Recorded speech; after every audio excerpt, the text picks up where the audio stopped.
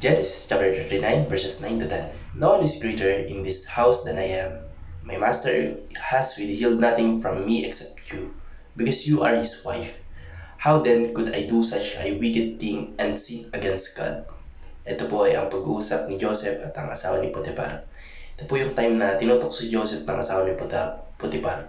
Pero kahit araw-araw ang pang-akit ng babae kay Jose na sumibing sa kanya, hindi pa rin siya pumayag. Magandang araw po.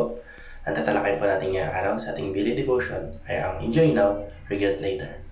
Ang una pong katuruan na natutunan ko ngayong araw sa katuruan ni Pastor Russell Ocampo ay temptation offers temporarily pleasure with lasting consequences. Yung tukso po ay nag-offer ng panandaliang aliw, pero yung consequences po nun ay pang matagalan. Kasi isipin na lang po natin kung pumayag po si Joseph o siya po ay nagpatukso sa asawa ni Potiphar.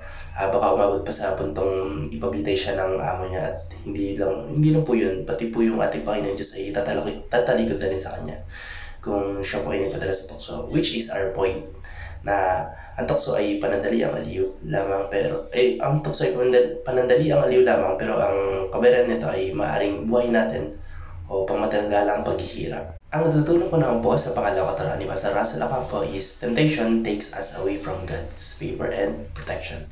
Ang goal po kasi ng temptation ay alisin po tayo sa pabalik ng ating Panginoong Diyos. Kasi si Satanas po, hindi niya kayang gumawa ng masama sa isang taong nasa ilalim ng Panginoong Diyos. Para magawa niyo po ng masama yung taong yun ay inakit niya ito para matukso o inakit niya ito sa tukso na nagiging sani para lumayo yung loob sa atin ng ating Panginoon Diyos.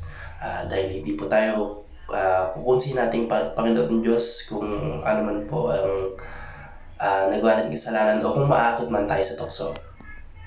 Ang natutunan ko naman po sa pangatlong katuruan ni Pastor Russell Ocampo is temptation makes poison taste sweet. Kagaya po ng pang-akit na ginawa ng asawa ni Potiphar kay Joseph. Masarap nga sa unang tukso, ngunit ito ay lasa na nakakamatay.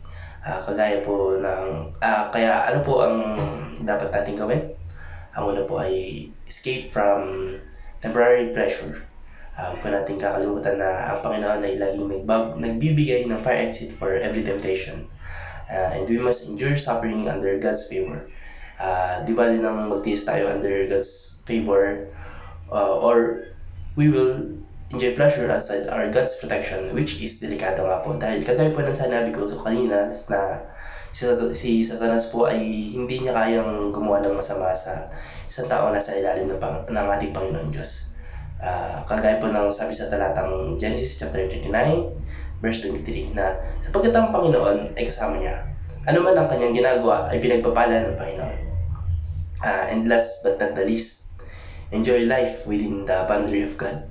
Huwag na po tayo maghanap ng kasiyahan na matatagpuan natin sa kadiliman. Kasi alam naman po nating yun ay pwedeng ikaresulta ng pagkapahamak natin o pagkalayo sa atin ng kalooban ng ating Panginoon Diyos.